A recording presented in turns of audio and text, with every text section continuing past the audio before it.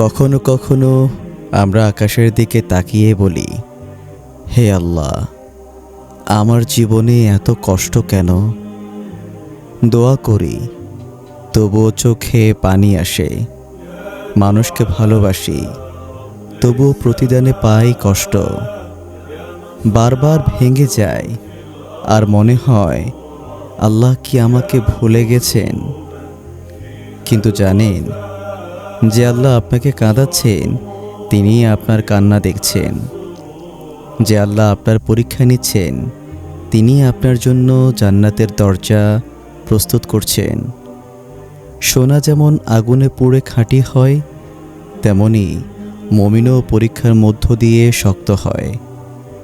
হয়তো আজ যে দুঃখটা আপনাকে ভেঙে দিচ্ছে, একদিন এই দুঃখই আপনাকে আল্লাহর সবচেয়ে কাছের বান্দা বানিয়ে দেবে। তাই হতাশ হবেন না, কারণ আল্লাহ কখনো তার বান্দাকে কষ্ট দিয়ে ফেলে রাখেন না।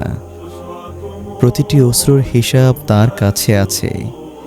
প্রতিটি রাতের পর যেমন সকাল আসে, তেমনি প্রতিটি মুসিবতের পরেও আসে তার রহমত। একটু ধৈর্য ধরুন, হয়তো আল্লাহ আপনার জন্য এমন কিছু লিখে রেখেছেন যা আপনার কল্পনার চেয়েও সুন্দর।